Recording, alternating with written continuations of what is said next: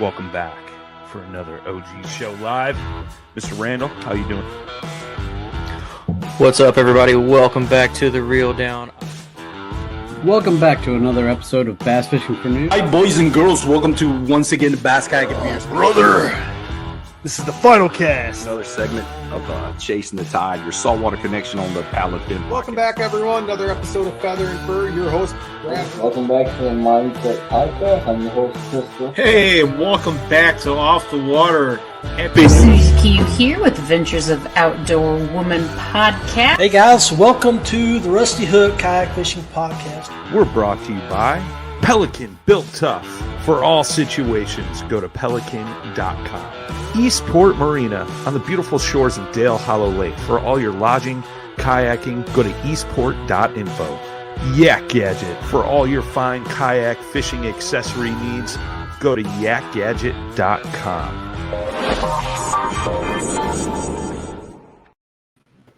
Welcome back to another episode of Bass Fishing for Noobs here on the Paddle and Fin podcast. I am your co-host, Sean, and with me again this week, my new co-host, Susie Q. Welcome, Susie. What's up? My background is doing weird things, making my hands look like they're invisible. Wow, that's kind of crazy. Oh, yeah.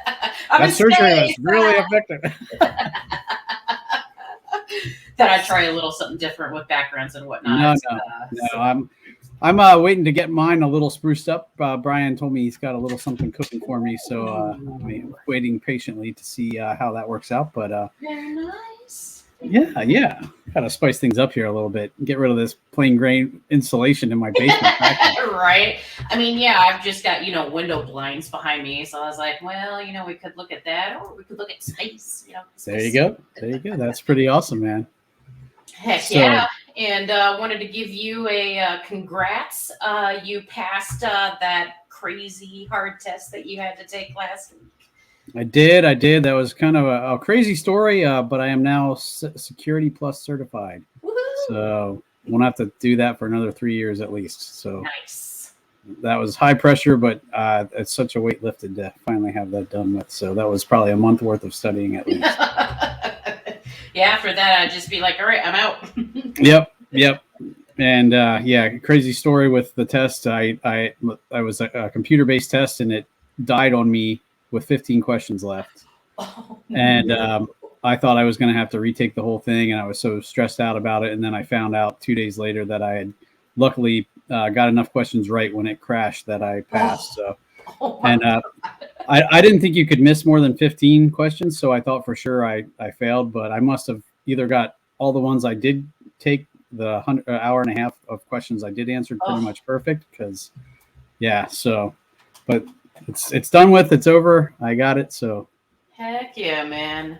Heck yeah, that's awesome. Yeah.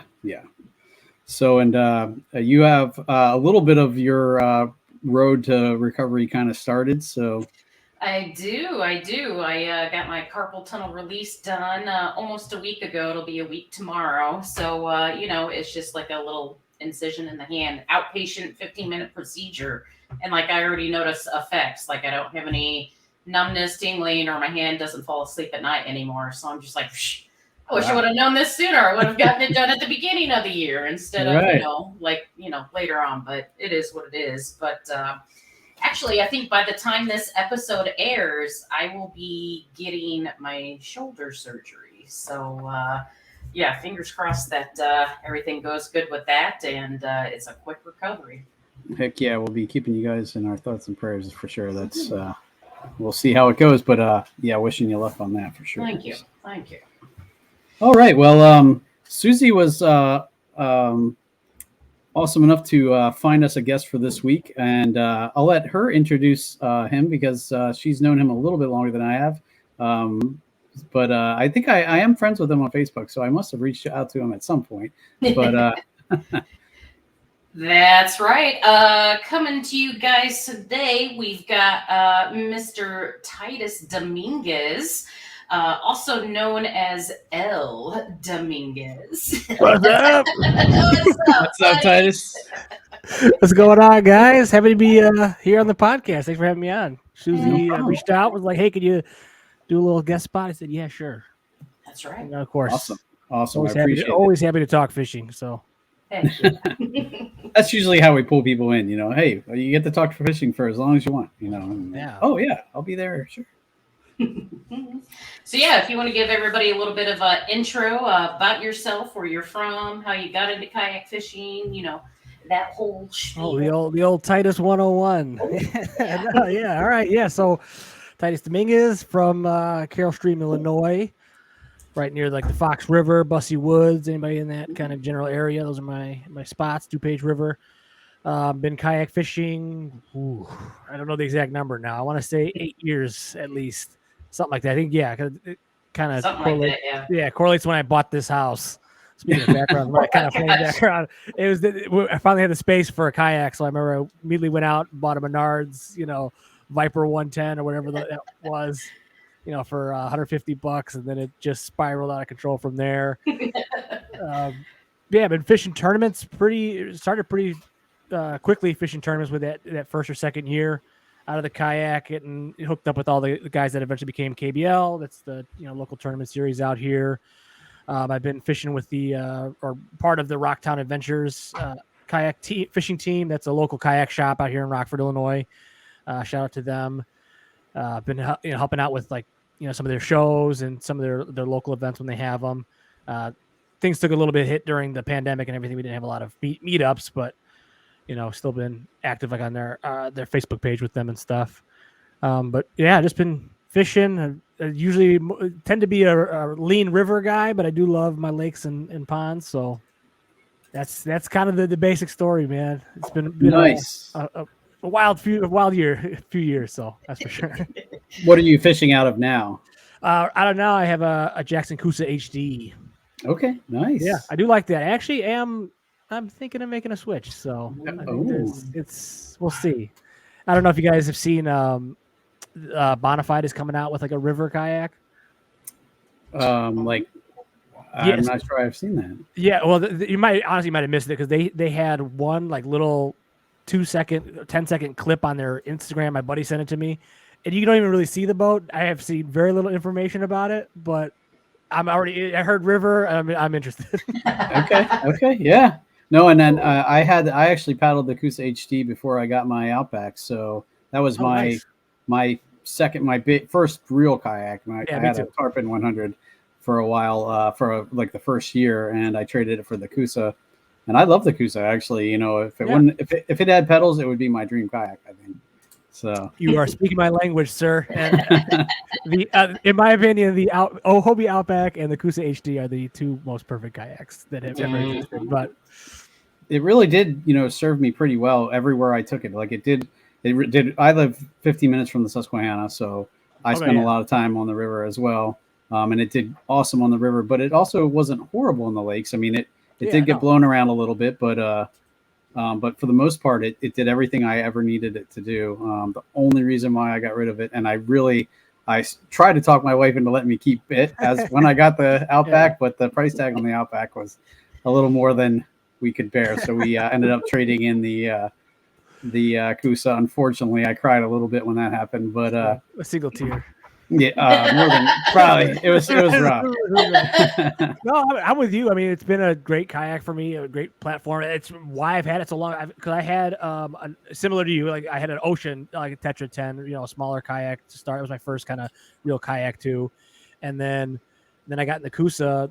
Maybe my third year of fishing, and then that was pretty much it. Like I've just been rocking it since then. It's held up. I had to have one replaced. I had like a crack in the keel, and Jackson replaced the hull for me and everything. It was like $300 to get it all shipped out. It was easy. I was like, all right. And then this one's been going the last 3 years. Whole red velvet. Nice. Yeah. Cool. I was gonna say you've been rocking that thing since, gosh, I think since I've known you. Since I've been fishing with you. And then my friend Alan Wiedmeyer hooked me up with a Torpedo. So then once I had that, I was pretty much good on you know what I mean? Because there was a moment there where I was like, all right, well, I either got to get a motor or pedals or something. And as soon as I got that, I was like, well, I'm good now. Do you rock the foot control steering, or what? How do you steer? Yeah, foot controls. I got like the toe controls. So yeah, I had to kind of do the Coosa HD is not set up for that really, So like my lines are run outside of the kayak and kind of through eyelets that I have, kind of makeshift system, kind of old. I'm a little old school, like DIY when it comes to kayak. I really love that aspect from the old days. And so I try to keep a little bit of that. That's kind of why I've never actually gotten a black pack. I've just, for like nostalgia purposes, always use a milk crate. It's just a weird thing for me. But so I got everything running, off the side. And then I bought these toe control pedals off of Amazon. That kind of universal, was able to kind of get them mounted, and those are sweet because I don't have to do the shifting with my feet like this. I can just kind of just tip the toes. Nice. And so it's real nice. Works really good for when I like to fish a lot of weed lines, especially like at lakes and stuff. So it does exactly what I needed to do. So it's been definitely a big upgrade for me. Nice. Heck yeah. And I know Susie mentioned that you had a particularly good year so far, I guess last year or last year. 2022? Yeah, 2021. That was my good year. Okay. I hit the top of the mountain, man. I won my first tournament. That felt great. I had gotten second place. Oh yeah, there we go. Hey, yeah, look at that. Look at that guy, man. Look at that. Who is that? Who is that? And you also need to tell them about this lake too. Oh yeah, so this is Susie's favorite lake, Banner Marsh. It has become my low-key favorite lake. I don't want to harp in on it, but Susie has shown me around a lot, and so she's kind of giving me some nice tips and some spots and stuff like that, for sure. But I have a blast every time I go down there. It's like. It's one of those lakes that feels made for you, like made for me, like my style. I like to fish weed lines. I like to fish deep weed lines in particular, like 10, 15 feet if I can find them. And Banner's is loaded with them. So it kind of just is right in my wheelhouse. It's got a lot of space where I can kind of hide and get away from people, but I can still explore and find, always find new water. And so I made a trip out there this year just to go fish it because that's where I won my first tournament last year. And I told Susie, I said, "Hey, look, I took just things that worked out where I wasn't going to do a lot of tournaments this year. So I said, I am making a run down to Banner though in June, like when the timing's right, because that was when it was hot. Like I need to go. So I said, Susie, just let me know if I can crash to your place, and we're going to do it. So we went to Emaquan the day before. Oh yeah, we did. That's right. Yeah. And then Susie, you had something going on, right? That next day. I'm trying to remember what I had. I had something or something.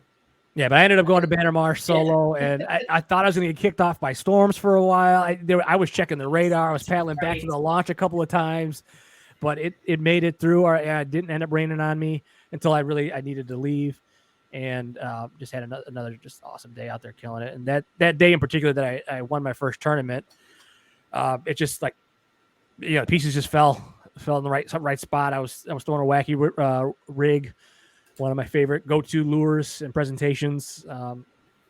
Just a very real comfort zone for me. I like to fish it along weed lines. I like to fish it weighted, and they were just hammering it that day. So it was awesome. Nice. Now, and I know you said you consider yourself a river angler, but is there anything about Banner Marsh that kind of ties in, or is it the grass lines and that kind of thing? It's a grass line. So yeah, like when it comes to lakes, I'm definitely the other thing I would say is I'm like a structure fisherman. So I like to fish things that I can see. I'm not going to go offshore and fish points. I like to fish shallow. So again, that's why kind of rivers are in my wheelhouse for the most part. And like bridges, down limbs and stuff like that. So on the lakes, anytime I can find like thick matted grass or like the tall weeds that are like cattails that are on the shorelines, where you can kind of flip the cattails. Stuff like that is like my favorite thing to do. And Banner just is loaded with areas that have what I like to do. So it's just a nice spot for me. So even when I'm out here, like Bussy Woods is very similar. It's real like choked out. We have this other lake out here that everybody calls Lake X. It's Patterson Lake out here that's very similar. So frog, wacky, Texas rig, chatterbait is another one of my go-to stuff. But like in the lakes, those are my main things. If I'm not finding them on those, I'm probably packing up and leaving. It's like, hey, there's no chatterbait bite. Like, what am I doing here, man? I hear you. Yeah, but that's I love to fish for bass, fish for pike. So those tend to be kind of in those areas. I go to this other lake, Eagle Lake in Wisconsin. It's a very fun lake for me. Also very shallow, 2 to 3 feet most of the way, pretty weeded up. And I just like to burn that chatterbait, wacky rig, weed edges, and then pick it apart if I find a good spot with a Texas rig. So Interesting. Okay, so sounds like your lakes are more of the natural kind. Like all the lakes near me are mostly man-made reservoirs for the most part.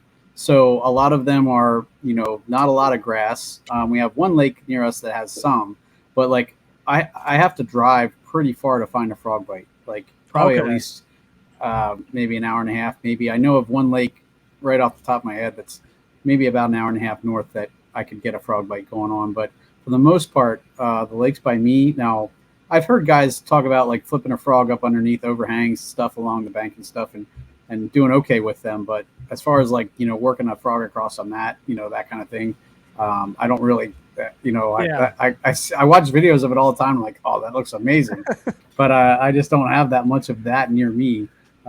So see, like I'm in the opposite world of you. Yeah, that's all I have by me. Yeah, like literally, that's like all we have by us is just like the strip mines with like the super deep channels, and then like you get up to the shallow, and it's just nothing but thick weeds, and it's like it's our home. It's like what we know. It's like the back of our hand, and then like we go to these really deep, clear reservoirs, and I'm like, I don't know what to do. Yeah. What? I don't know what to do. There's no weeds. There's nothing here. What am I supposed to just? I'm supposed to fish just open water here in this area, this section. There's a hump or something apparently. What's different over here compared to over here? Is it just like a an inch deeper? Like I don't know. Yeah, no, I definitely hear you guys because that is a lot of like the parts of the lake that lakes that I fish. Luckily, most of the two lakes that are really really close by me, there's kind of equal shallow and equal deep. There's the part by the dam that's like super deep, like 30-40 feet. Yeah. And then there's part the other side kind of away from the dam that's a big shallow flat that's varies from 10 to 12 feet usually. Now right now they're the two lakes that I fish, they're right next to each other, and one feeds through a spillway into the other, and the lower lake is actually is completely drained right now because they're working on the dam, so they're keeping the upper lake 5 foot at least low. So it's kind of crazy. It's never like it's the one nice thing is that the boat ramps are all closed, so it's only carry-in boats and kayaks. Oh, nice.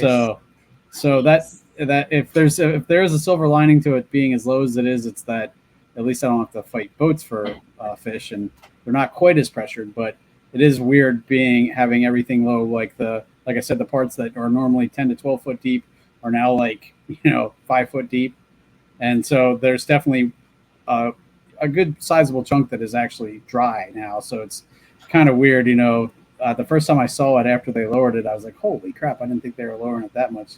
And the sad thing is they just did it like 3 years ago. They drained the lower lake to fix a pump on the dam, and then they filled it back up. The fish just started to come back, and they're like, oh, well, we have to replace the dam. So they drained it all over again. And it was kind of, I was so sad because a lot of people still weren't fishing the lower lake because they're like, it's going to take years for that to recover. So that was actually a little kind of secret honey hole there because nobody was fishing it because they thought, and the fish were starting to come back. So the year right before they drained it, it was like crazy. I was catching all sorts of stuff there, but had it all yourself there a little bit, huh? Kind of, yeah. And it was nice, but it is what it is. In a couple of years, it'll hopefully be back, and just have to be patient. But I have the river to tide me over, thankfully. So yeah, it's always, you can't complain about a river. So yeah.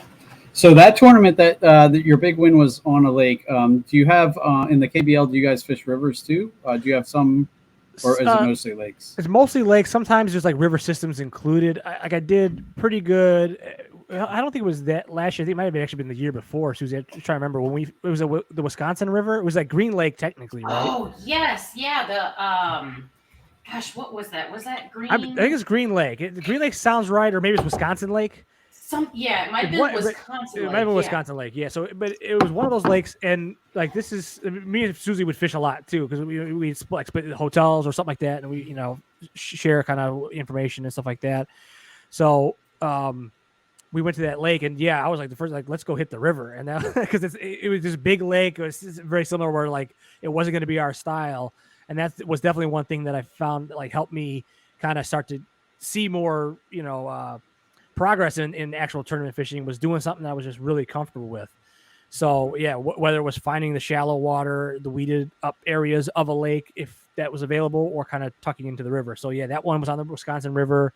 And I think I got third or fourth. No, I think I got fourth in that one. I was like just outside of the money or something. I remember I was being a little bummed about that. I think I was one fish away from a limit or something. It was a tough day. It ended early too. It ended early. Yeah. Yeah, they thought there was going to be some bad weather and whatnot, but it actually like stayed away. But I think the cutoff time was like 11 or something like that. And I remember we were fishing this one area, and I was having a hard time finding the bite. Because the river had dropped, the water level had dropped. Yeah. And so I was just like, oh man, they're like not quite doing what they were doing. But then I kind of started figuring out, but it was almost too little too late, because I think I had struggled to, I definitely didn't get my limit, but like I was close. And then like we kept on fishing for a little while after that. And then I was just, nailing them, and I was just like, God, why couldn't we? Yeah, because didn't the tournament end, and then we like stayed out. I remember that we were like, we're just gonna keep going or something. It was because it was actually an online event, right? Yes. Yeah. So because it was a live event, but it was all on TourneyX. So like we didn't we just submitted a fish and stuff like through the online, and then when it was done, it was like, all right, well, the tournament's over. Well, now we can go fun fishing. Yeah, Susie started catching them then, because it was real similar. Where I remember because you had that bite along, it was like a rock wall. And you were fishing something, whether it was a Ned rig or like a jig or something along the rock wall, and it dropped overnight. I was able to find some fish like in these like headwaters of the lake. It was like what am I thinking of? Like the sandbars. Yeah, sandbars. Yeah, so where the river connects into the lake, there's a bunch of sandbars and like little cuts in those sandbars. And like Susie said, it was just too little, too late. I was finding them on a Ned rig. But it was just so sporadic and so slow. It was just like I was just in these holes, just kind of just dragging the Ned rig through for like 20 minutes until I'd get a bite. And then, all right, I got one. And it was taking forever. And then I was sitting on that fourth. I was just in this spot where I had caught one. I think I had doubled back a couple of times.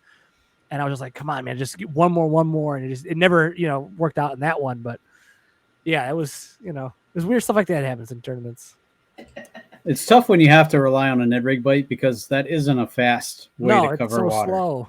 And it really chews up time, but it also is effective. Yeah. There's times where that's the only kind of bite I can buy. But it, like you said, it definitely, but I mean, there's times that's kind of why I know you mentioned fishing the wacky rig weighted, and that's why I fish it weighted as well, because it helps me speed up at least a little bit. If you throw a weightless wacky, man, that thing takes forever to sink. And I'm like, ain't nobody got time for that, man. Holy cow. But and that's why I first started throwing a weighted one, just because I was like, I just wanted to sink faster. They say you get bites on the fall with the wacky rig, but I found a lot of times it was the pickup that I got my bites on. Once I saw it go slack, and then I up and then let it back down, and that's when I would get hit. Not on the initial fall. Yeah. So, it's weird. I fish a wacky rig a lot, and a lot of guys that I've tried to like convert them, like, dude, you got to fish. It's like, 'cause I know it's kind of like I don't know. I don't know if it's got like a little bit of stigma to it or taboo to it, where people just don't really like it. And I'm like, dude, I'm doing good at these terms with this. Like, you can't just fish, man. Like, I'm not gonna put my nose up at it. But I tell them, because that's one of the things they say is it's really slow. I go, dude, I fish it like a jig, essentially. Like, I honestly, I'm flipping it to spot, and it's in there all of 10, 15 seconds. I mean, if there's no bite on the like you said, on the initial drop, on the first pull, I'm out of there and I'm moving. So, and that's like where the motor really comes in and helping me kind of, so I can kind of work a weed edge. And that's why I like Banner so much, because it's got that depth where I can keep the motor on. I'm not getting chewed up in weeds or having to paddle or anything like that. And I can just kind of run along the edges and just pick them apart and get it, a lot of casts in. And then that really is where I find like my success with kind of with wacky rig is a lot of casts, covering a lot of water, and just kind of fishing it fast and find them. And then once you kind of find where in the weeds they're kind of holding or what is going, sometimes I've noticed when I'll be fishing someplace, it's like a weed line and it's 5-7 feet outside of it. And then I'll go over, a couple yards, 20, 30 yards, and it drops down to 15. And that might be where they're moving in and out of. And it's just kind of finding those one or two spots that they're, moving in and out of, transitioning out of.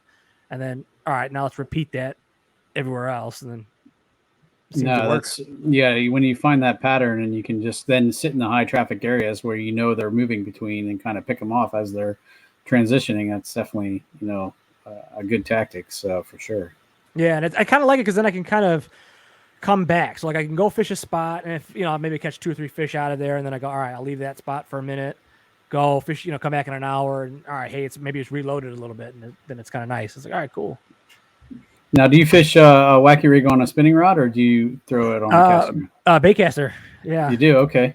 Yeah, I switched to all. I don't even own a spinning rod, and I'm not even trying to say it sounds braggy. I'm not even trying to be like that. I'm actually going to do some fishing this weekend, and I really wish I had a spinning rod because I was going to try to go for some catfish. And I'm like, I don't know how to do that on a bait caster that I have. You know what I mean? So like, I wish I had a spinning reel, but yeah, I started getting used to the bait casters. Okay. And like once I got like the thumb control where I could just stop it on a dime and stuff. That's where I just kind of I liked it, and I found a reel that really works for me for finesse stuff. And because I'm not doing weightless, I think it's a little easier. I think guys that are doing like weightless, or if you're doing like a 10th ounce Ned, yeah, you probably need to have something a little more finesse friendly. But that was going to be my next question. If you throw Ned rigs and you don't have a spinning rod, what do you throw a Ned rig on? The bait caster. Yeah, I thought it's the Shimano Corrado MGL. 70. Okay. I love that reel. I did have just a regular Corrado 70 for a while, and that was working great. Actually, I kind of think it works better than the MGL. To be a little honest, I like my MGL, so I like to look cool, so I take it. But once that was my like talking about like the Ned rig. That was my last straw for when I got rid of my last spinning rod. Because for the most part, I would do like waiting in the fall for smallmouth, and I would do Ned rig, and I always brought my spinning rod. I had a special one. I think I got it from Susie, a smallie or a smallmouth Kistler rod that I was using for a while. It was really nice. Oh God, yeah, I forgot about that. That was a long time ago. Oh my God, wow. So I love that setup. It was like my go-to little smallie setup. And so when I got the bait caster that could finally work for like the wacky rig and stuff like that, I said, all right, I'm gonna try Ned rig, and I said, if it works, I think I'm going to get rid of my last one. And sure enough, I did it. It was working. I'm like, all right, I'm out. Wow. Okay. See, I'm still kind of on the opposite end of that spectrum. I do more spinning stuff than I do bait casting. Now I've started to fall in love, especially last year. I really fell in love with crankbaits and lipless, and those I throw on casting, of course. But it wasn't until I got a good moderate action casting rod that I really started having luck with that. And so like I think my first bait caster was like a Black Max combo, off of Amazon for $50. And actually that reel was still working for me, oddly enough, but I ended up buying I think a Cast King rod off of a guy that was a moderate rod. It was orange. Wasn't the prettiest thing in the world, but dude, I don't know what it was, but that just increased my confidence in crankbaits and lipless like crazy. And that, like last year, I just crushed smallmouth on the river with them. And nice. I ended up losing that rod earlier this year. I replaced it with a Shimano Corrado rod, actually, and nice.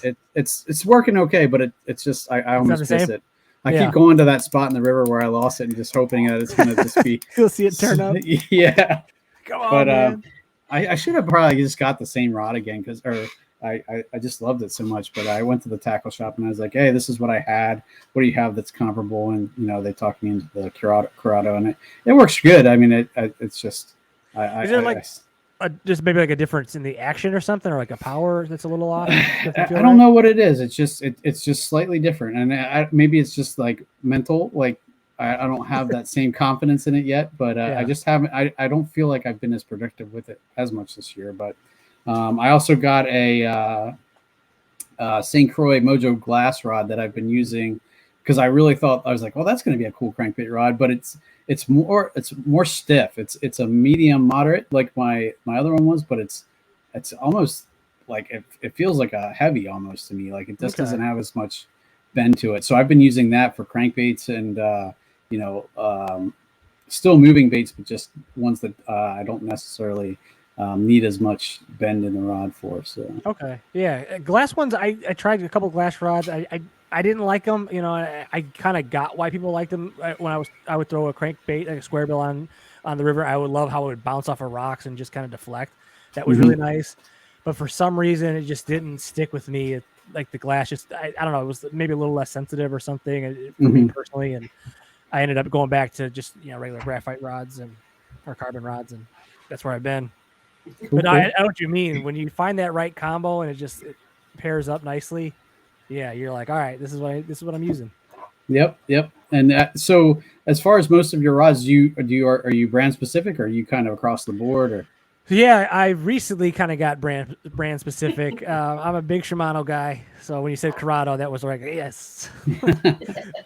So I'm thinking that so far. I need to get a good reel for it. I haven't, I think I have. Shimano makes a lot of cadence. good reels. No, I know. I have a few. I have an SLX DC, but that one for a crankbait rod, I wanted something slower, and my two Shimanos are both more high speed, not high speed, but more like 7 or above. And are you right-handed or left-handed retrieve? Right. Okay, yeah, you should have. I mean, I know Shimano doesn't have a ton of like lower gear options, right? At least I'm trying to remember because I know especially in left-handed, it's really tough sometimes to find those lower gear ratios. I think the lowest I have is a 6 gear, and that's my moving bait one.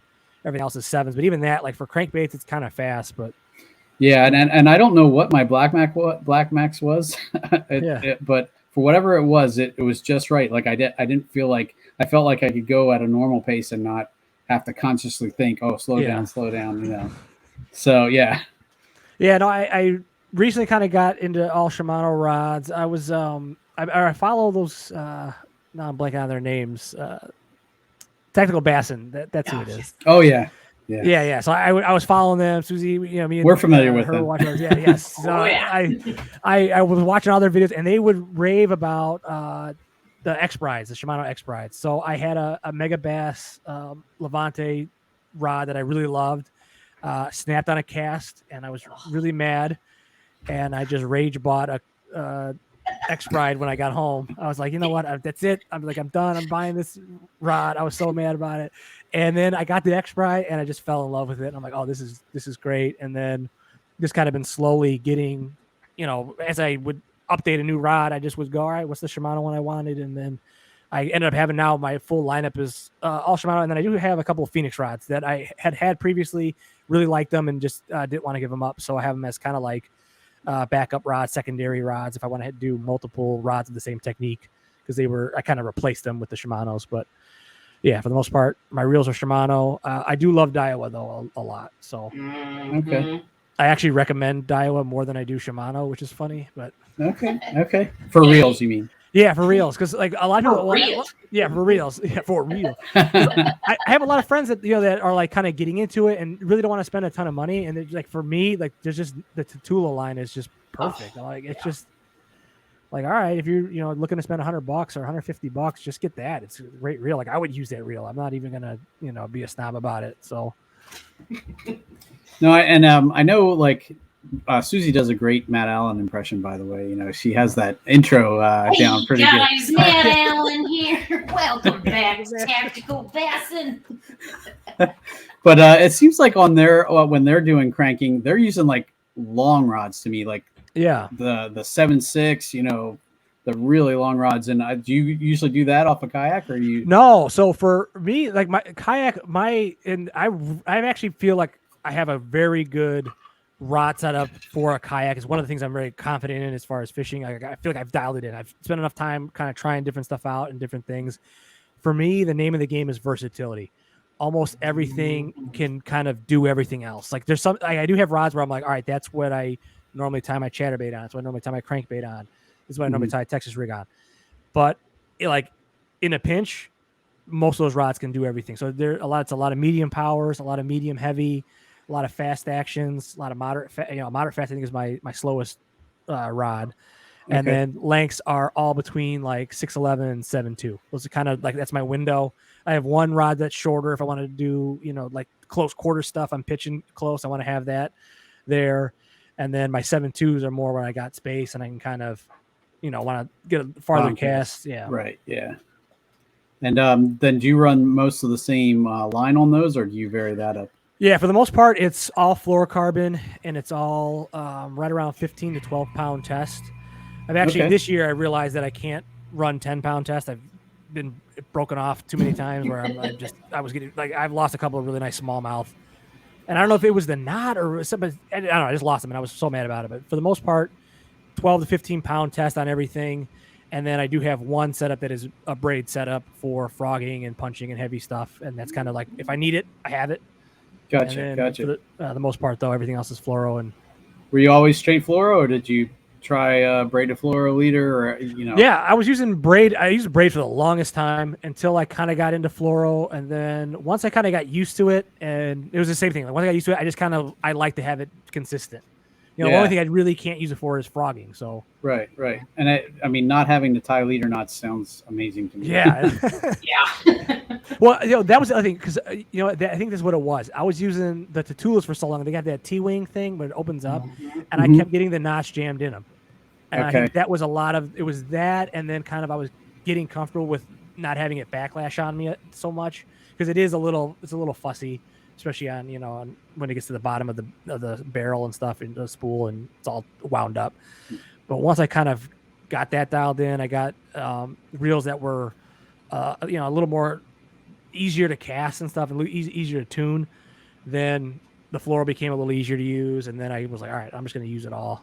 I'm a really like that too. Like if I can find something that works, I'll just, all right, it's standard across the board. So I'm picking it up. It feels the same, and that's nice too. Yeah. When you have consistency like that, and if I tie this on, this is how it's going to feel. Yeah. And if I tie this on, this is, it's not like, I would say I have some rods that I have straight fluoro on, but then I have a lot of rods that are braid to leader. Like most of my spinning rods, I use braid to leader just for casting distance and that kind of thing. Yeah. When I had my spinning stuff, it was all braid to leader. That was perfect for spinning.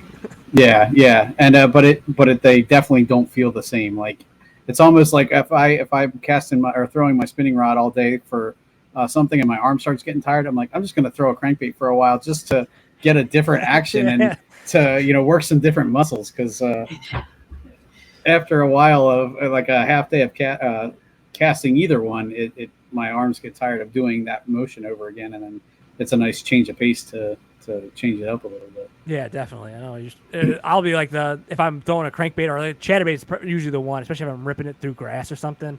Yeah, a couple hours into a tournament, my shoulder is screaming at me like, "Go do something else, man!" Like, let me try whacking. We're gonna work. Yeah, can we drag a jig for a little bit? Something slow. Why are you just burning through everything? So. Yeah. Cool. Okay. Any other highlights from last year? Like, I know you had the big win. How'd the rest of how'd the season finish for you? So it finished nosedive, but I think no. You know what it was, and I this is kind of so. Even this year, I haven't fished a ton of tournaments. Even the tournament I fished, it was a couple weeks ago. I don't know what it was, but I think for me, I got the win, and it was just this mental thing where I crossed a hurdle, and it first felt like the weight was off, like all the pressure on myself was off. Like I was definitely more relaxed going into tournaments after I had won one. And then as I kind of got deeper into the season and over the off season, it just kind of got to the point where all right, that's kind of what I wanted to do. I always never really saw myself as like a hardcore tournament fisherman. Mm-hmm. I just really liked going, our clubs, we got all our friends. It's fun to show up, hang out with everybody. I really do like how you get better fishing tournaments, kind of, that's a good proving ground and a way to learn. But that was kind of it. Like once I hit it, I think there's just like the fire kind of just burned down a little bit of like, all right, I can kind of take it easy. So now it's kind of more like, hey, when a lake looks interesting or looks good, like I want to go, that's when I'm going to go, and that's when I'm going to show up and have a good time. So yeah, the rest of the season, I just couldn't. It just wasn't there to really dial it in, even though I knew it kind of had a chance like AOI, and then right. I think the championship, that was actually kind of fun. So the first day, I skunked. I got 0, and that was the end of like the AOI dreams. Yeah. And, that was it. That was the end of the day. And it was just, I just wasn't, I don't know, just wasn't catching fish that first day. Really wasn't getting bites. I think I ended up going to a place Susie kind of had mapped out or figured out a spot to go to. What was that spot? Where were we last year? It was lacrosse, but that's right. It was lacrosse. Gosh, I forgot about that. So yeah, it was just, the section was all like a bunch of these smaller creek arms and stuff. So it just seemed like a fun place to fish. Mm-hmm. So like the pressure was off as far as like trying to win Angler of the Year or trying to make the Crossroads was really my goal. Last year was make the Crossroads tournament that, all the local clubs fish and stuff. It was going to be really fun and hopefully represent KBL. So when that kind of went out the window, that last day was like, hey, let's just go kind of have fun, fish my style. And that was kind of maybe the weirdest thing that has ever happened to me in a tournament. I caught my 5th fish at so tournament ended at 2:00. I caught it at 1:59. It was literally at the buzzer. It was like hitting a buzzer beater jump shot or something. Because I had 4 fish, and it was the same thing where it was, I knew the bite. It was, kind of these flashy baits and stuff, chatterbait. It was just so sporadic where you're just making a million casts. And I remember because I'm watching my GPS clock and I see it, 152, and I'm motoring back to the launch because we got to load up and get to the thing. And I'm just burning, like, come on. I'm watching the clock. I felt a hit, tap, land it, bring it in, measure it. It was 11-incher again. That was the other thing too. We were catching a lot of 11-inchers. All the dinks. It was just dink after dink. And I remember I'm watching the clock. All right, it's 55 now. All right, come on. And I threw right back in, hit it. Get it. I remember because I look, I'm like, all right, 150. I think it was 157 when I actually landed the fish. The time on my phone was 159 when I finally got the picture.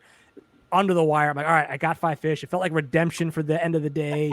Like I had, I got. That's a good way to end your season too. Yeah. Yeah, and it was kind of, it was a funny thing. It was like an upbeat thing. Yeah. It goes where it was. I had to struggle that first day, and then to kind of, and after having a good start to the season where I had 2nd place, 1st place, and then kind of didn't do good in my 3rd tournament, didn't do good in the first day of the championship, it was nice to kind of end on this little high note of, hey man, I shook it off. I came back, I grounded out. It was fun. Cool. And your tournament experience sounds a lot like mine. And I don't fish for the competition hardly at all. Like if I do, awesome, great. But I have never. I mean, I won. I tied for 1st place in we have we call it, what do they call it? The 360 challenge, where they take 6 of the anglers from the club, and you have 6 hours to fish. And then they do that, they divide like the total number of anglers for the whole club into these 6 groupings. And then if you win the grouping, then you go on to, kind of the championship. So I won my miniature grouping of 6 people and then moved on. So that was the only time I finished really good. And then I did horrible on the big one. But I totally do it for the camaraderie and the fact that it forces me to fish places that I'm not comfortable with. That's kind of one of the biggest reasons, because I wouldn't normally drive, 2 hours away to fish because I have the river, the Susquehanna, 15 minutes from my house. So if I'm going to do that, I'm like, I can go right there and fish in 15 minutes. I can be there and be in the water. Now I just last Saturday, we had probably in our local club, the Kayak Anglers of Central PA, our furthest north tournament. The southern boundary of it is, I think, 1 hour and 45 minutes from me, and the northern boundary is like 2.5 hours. Okay. So wow, that's a lot. And of course, it is. It's on the Susquehanna, so it's the north and the west branch. So it's 2 different branches where the Susquehanna kind of comes together. Okay. So it is really a lot of water, and ended up doing okay. I think I got 10th out of 22. Nice solid, man. A little redemption from the Hobie BOS event too, because there were some guys that had beat me in that, and I was able to beat them in this event. So a little bit of redemption, but nice. And now the event that's actually on the part that's closest to me is next Saturday. But there's also a Heroes on the Water event that I already volunteered to help with. So I'm like, it's the closest one. It's the water I know, but I can't fish it. I'm so mad. So, hey, but, you never know. Sometimes on your home water, the tension ratchets up too. I think that no, and I actually haven't been doing great in that part of the river right now because the whole Susquehanna is like crazy low at the moment. For whatever reason, it's like historically low. So it's just not fishing like it normally does. Like there's still fish there. You just have to kind of know where to go, and but it just doesn't. It's not behaving like normal, so it kind of is out of sorts. But that's always tough. Yeah, but I've been doing okay, so I'm not going to complain. Hey, right, it's fishing. So I was going to ask you. I know you said chatterbait. What are some of your other kind of go-to baits that you? Yeah, so lakes, it's pretty straightforward. It's Texas rig, wacky rig, chatterbait, frog, and shaky head would be another one that I really like. Okay. And then in the rivers, it's Ned rig, a fluke, belly weighted fluke, whopper plopper, and that's pretty much it. Like if I don't have to do anything besides those three, I'm very happy. And that tends to be my go-to baits. So even a lot of times when I go on the water, one of the things I've been doing this year is really cutting back on my gear. I go with like 2 boxes and 2 rods, and just kind of, I don't even put the motor on or anything unless I really have to, and just get out there and like old school fish. Yeah, for sure. Now I remember talking with my old co-host Ryan about this a lot. And I took it for granted for the longest time. When I talk rivers, I think Susquehanna. So a lot of people's rivers aren't anything like the Susquehanna. So when you're talking rivers, what are your rivers like? So compared to the Susquehanna, I'm probably talking, it's a creek. This is like when I'm fishing, the DuPage River is it's no wider than like most highways. Okay. Like a 2-lane highway. It's usually, I'm trying to think of my flow rates. Like a fast flow rate is like 300. Oh wow. Yeah, was it cubic meters per minute, liters per minute, whatever Something it is? like that, yeah. Cubic feet per second is what ours. Feet per second. That's what it is. Yeah. So it is very small. The Fox River, when I get on that, like a good range is like a 1,200 feet per second. So I don't fish really big rivers. They're very small rivers. It's kind of what I like too. That's kind of where I got started because I was waiting for the most part, and that's actually why I got the kayak too, was because I wanted to find.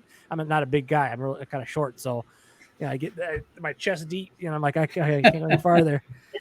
So it's small rivers, man. Because how big is the Susquehanna? Is huge, right? Well, where I fish it is a mile wide. So that's and so that it's kind of weird because I actually want to go to some of these smaller rivers because I'm like, there's not that much water. Like that you're gonna find fish. They're like it's so tight. That's what I like about it. I was gonna say that sounds amazing because there's definitely times where I get half mile across the river. I'm like, I haven't found fish yet. This sucks. So and now I got a half mile paddle back or I go downstream. But no, it is a lot of water and it's intimidating at first. That was what really I almost didn't fish the rivers at first because of that. I'm like, how in the heck am I going to fish? And the parts that I did fish when I first started were not the place the fish were. Like where I grew up was they call it Lake Clark. It's part of the river where it's kind of more 15-foot deep, kind of regularly, and there's no structure. It's just kind of flat bottom. So I fished there a lot when I first started fishing because it was close to my house and that's what I knew. And I was dodging jet skiers and boats pulling tubes and stuff and wasn't catching anything. I'm like, this sucks. I thought the river was supposed to be amazing. And then I went a little further upstream by the bridges and the rocks, and I was like, that's okay. That's what they are. Yep. Here we go. Yep. Yeah, that's kind of what's nice about the that small river that's by me. It's it's pretty close, and it's easy to kind of find the spots. You go, all right, you can see the bottom changes clearly. You can see it go to rock from mud. The bridges are always almost all productive. So, it's kind of just, all right, I can either bridge hop or I could, once I find a deeper hole, that's the other thing that's nice too. The depth stands out a lot. Like if it drops to 4 or 5 feet, like fish that spot. Right.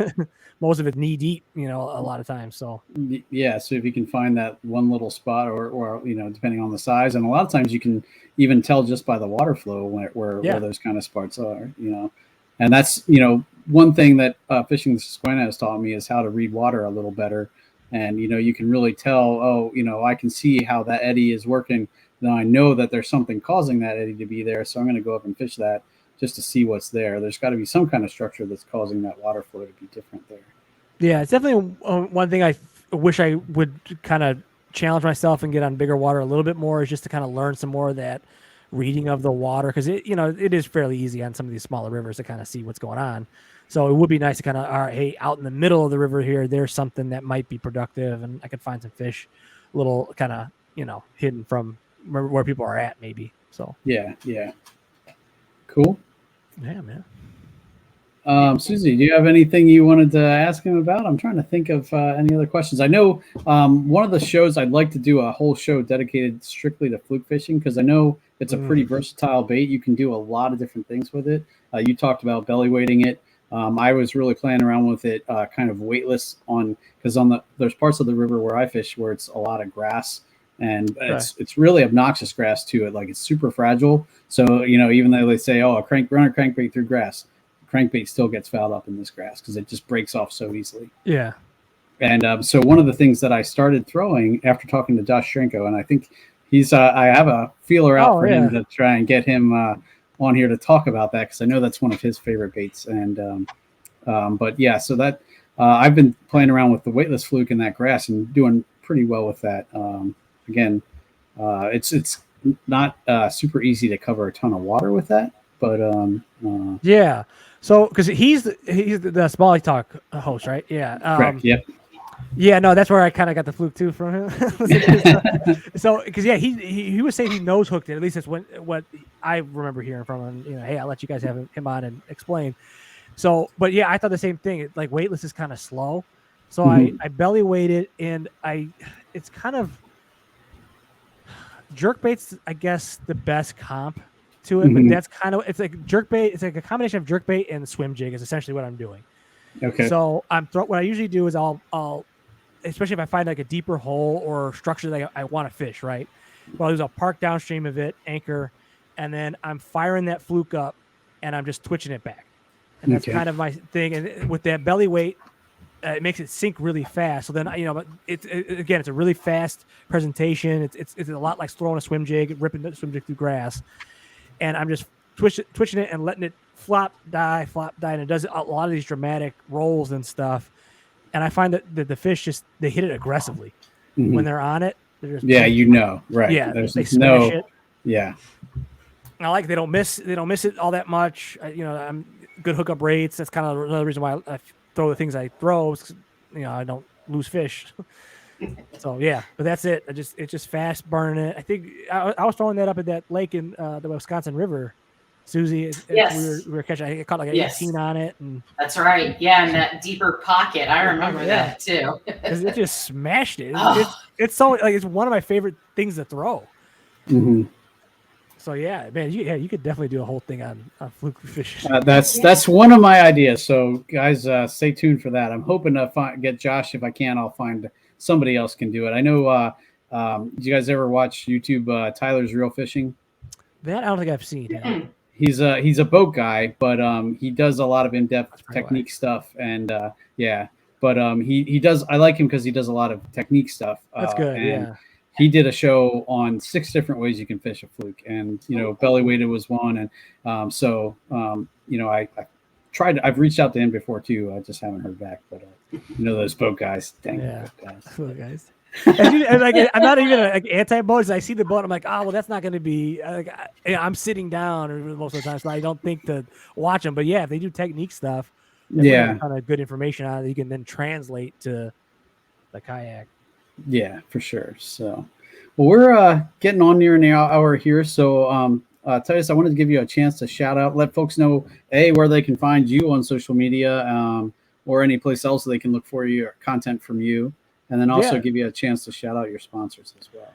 So yeah, find me on Instagram at Titus_Dominguez. That's my main fishing one.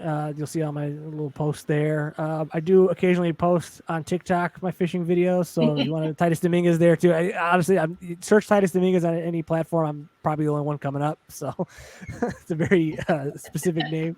Cool.